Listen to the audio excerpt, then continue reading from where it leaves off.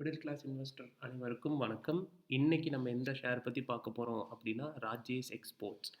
இந்த ராஜேஷ் எக்ஸ்போர்ட்ஸ் ஒரு 6 மாதமாகவே பயங்கரமான ஃபாலில் இருக்காங்க. கிட்டத்தட்ட 30% மேலே ஃபாலில் இருக்குது. இன்றைக்கும் இது வந்து 1.2% டவுனில் இருக்குது. அண்ட் இதோட 52 வீக்ஸ் லோ வந்து 334 ரூபா. அண்ட் இதோட ஹை வந்து பார்த்திங்கன்னா 1030 ரூபா வரைக்கும் இதோட ஹை இருக்குது. ஸோ இந்த ராஜேஷ் எக்ஸ்போர்ட்டு இருக்கிறதுல வந்து நிறைய பேர் வாங்கியிருக்கீங்க. எனக்கு தெரிஞ்ச ஃப்ரெண்ட்ஸு எல்லாருமே வாங்கியிருக்கீங்க. நான் பர்சனலாக வாங்கலை இன்னும். இதோட என்ட்ரி கொடுக்கலாமா வேணாமா அப்படிங்கிறது இந்த அனலைசேஷனுக்கு அப்புறம் தான் நான் டிசைட் பண்ணுவேன். அண்ட் நீங்களும் உங்களோட செபி அட்வைசர்கிட்ட கேட்டு அதுக்கப்புறம் இன்வெஸ்ட் பண்ணுங்கள். இது இன்வெஸ்ட்மெண்ட்கானது இல்லை, இது வெறும் எஜுகேஷன் பர்பஸ்க்கான ஒரு வீடியோ தான். ஸோ இந்த ராஜேஷ் எக்ஸ்போர்ட்ஸ்னு பார்த்தீங்கன்னா இது எல்லாமே வெரி அட்ராக்டிவாக இருக்கும். இதோட மார்க்கெட் கேப் பார்த்தீங்கன்னா 10,000 கோடி இருக்குது. இதோட பிஇ ரேஷியோ பார்த்தீங்கன்னா வெறும் 9.48 தான் இருக்குது. 9 பிஇ இருந்து கிடைக்கிற ஸ்டாக்லாம் ரொம்ப அபூர்வம் தான். இதோட புக் வேல்யூ பார்த்தீங்கன்னா 500 இருக்கும். அண்ட் இதோட ஸ்டாக்ஸ் பாருங்கள் இப்போதைக்கு 367 ரூபா. அதாவது புக் வேல்யூ விடவும் கம்மியாக தான் இது ட்ரேட் ஆகிட்டு இருக்கா, விச் இஸ் பயங்கர அட்ராக்டிவ்.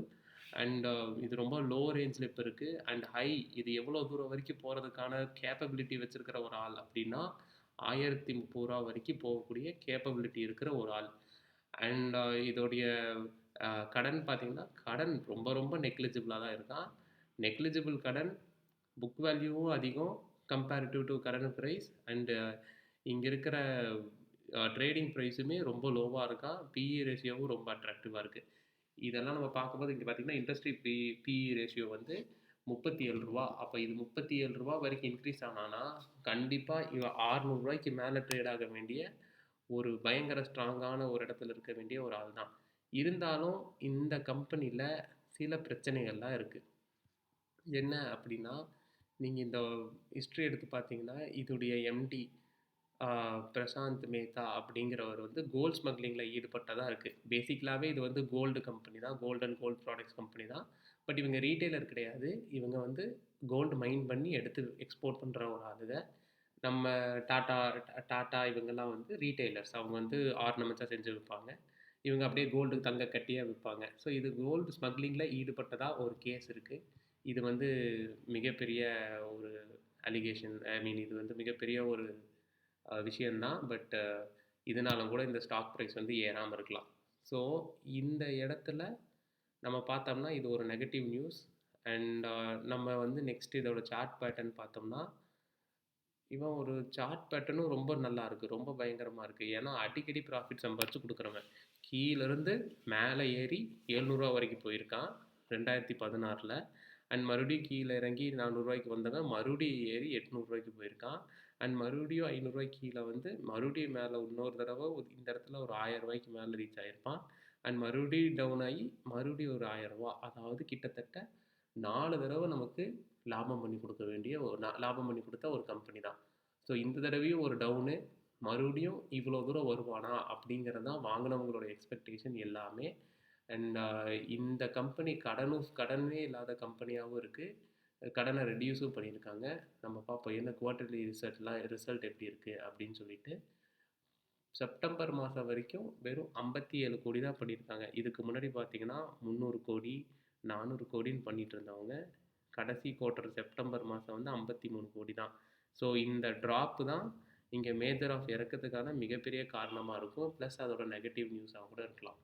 ஸோ இதில் வந்து இயர் ஆன் இயர் ப்ராஃபிட் பார்த்திங்கன்னா 1000 கோடிக்கு மேலே பண்ணுற கம்பெனி தான். ஸோ இவங்க கொஞ்சம் கன்சிஸ்டண்ட்டாக இருந்தாங்கன்னா மேபி இந்த ஸ்டாக் இன்னும் கொஞ்சம் ஏறுறதுக்கான வாய்ப்பு இருக்கிறதா நான் பார்க்குறேன். அண்ட் இவங்களோட கடன் அப்படின்னு சொல்லி பார்த்தீங்கன்னா கடன் வெறும் 600 கோடி தான் இருக்குது. வச்சு அவங்க ஈஸியாக அடைக்க முடியும். அண்ட் அவங்கக்கிட்ட இருக்கிற கேஷ் ஃப்ளோ வச்சே இதெல்லாம் சரி செஞ்சிட முடியும். ஸோ கடன் இவங்களுக்கு எந்த விதமான பிரச்சனையும் கிடையாது.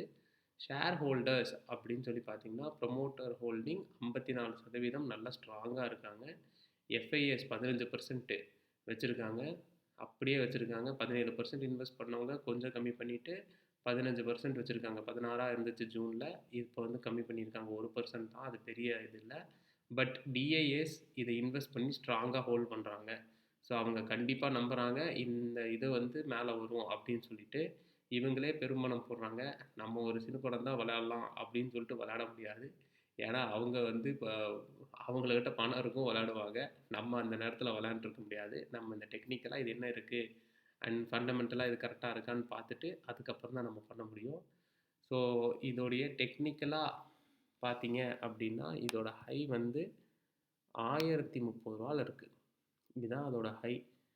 அண்ட் நீங்களும் பார்த்தீங்கன்னா இப்போதைக்கு இவன் வந்து இந்த இடத்துல இருந்து லைட்டாக ஏறிக்கிட்டே தான் இருக்கிறான். சப்போர்ட்டு தான் எடுத்துக்கிட்டு இருக்கான். இவன் வந்து கொஞ்ச நாளாகவே இந்த சப்போர்ட்லேயே விளையாடிட்டே இருந்திருக்கான். அண்ட் இங்கிருந்து எவ்வளோ தூரம் போவான் அப்படிங்கிறது மிகப்பெரிய கேள்விக்குறி தான். இப்போது இந்த ஹையிலிருந்து லோ அப்படின்னு சொல்லி பார்த்தீங்கன்னா இல்லை, இவன் இன்னும் இந்த ஹைக்கான இது பிரேக் அவுட்டு அந்த ரீஜனுக்கே வரல. இப்படியே இங்கேருந்து போய் அவன் பிரேக் அவுட்டை டச் பண்ண வேண்டிய சூழ்நிலை இந்த மாதிரி இந்த ஹைக்கான இதே இல்லாமல் இருக்கான். பட் இங்கிருந்து நீங்கள் எடுத்தீங்க அப்படின்னா, இந்த உயரத்துலேருந்து எடுத்தீங்க அப்படின்னா இவன் சப்போர்ட்டை உடச்சிருக்கான். பழைய ஹை அது சின்ன கேண்டிலாக இருந்தாலும் கிட்டத்தட்ட அவன் இந்த இடத்துல வரான். ஸோ இந்த இடத்துல இருக்கிறவங்க வந்து இந்த இடத்துல இருந்து இவன் பிரேக் அவுட் ஆகி மேலே போனாலும் போகலாம், கீழே வந்தாலும் வரலாம். ஸோ ரெண்டுக்கான வாய்ப்பு இருக்குது.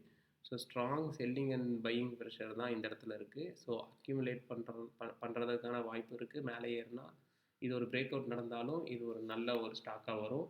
ஏன்னா பிரேக் அவுட் ஆச்சுன்னா அடுத்த கட்டத்தில் இது நிற்கிற இடம் வந்து இந்த 600 ப்ரைஸ் ரேஞ்ச் தான் நான் பார்க்குறேன்.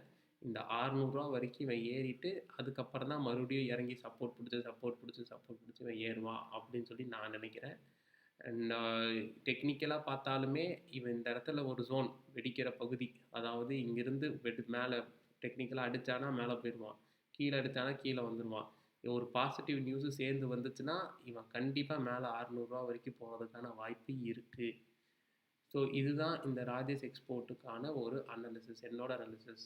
திரும்பவும் நான் அட்வைசர் கிடையாது, செபி அட்வைசர்கிட்ட போய் கேட்டுக்கங்க. கேட்டு உங்களோட இது வந்து இன்வெஸ்ட் பண்ணுங்கள். தேங்க்யூ. இதே மாதிரி வீடியோ வந்து உங்களுக்கு வேறு ஏதாவது ஸ்டாக்ஸ் பற்றி தெரியணும் அப்படின்னா தயவு செஞ்சு கமெண்ட்டில் விடுங்க. நான் அந்த ஸ்டாக்கோட அனலைசேஷன் என்னோட வியூஸ்லேருந்து நான் போடுறேன்.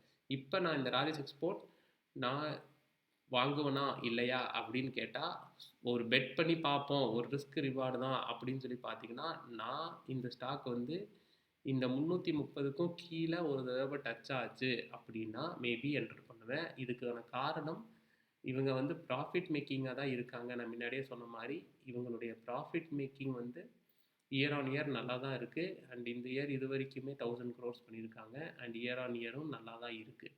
So year on year 5% growth இருக்குது. அந்த மாதிரி இருக்கிறதுனால மேபி இது வந்து ஒரு 334 கட் ஆச்சு கீழே வந்துச்சுன்னா நான் மேபி என்ட்ரி கொடுக்கறதுக்கான வாய்ப்பு இருக்குது. நீங்கள் உங்கள் அட்வைசர்கிட்ட கேட்டு இன்வெஸ்ட் பண்ணுங்கள். Thank you so much.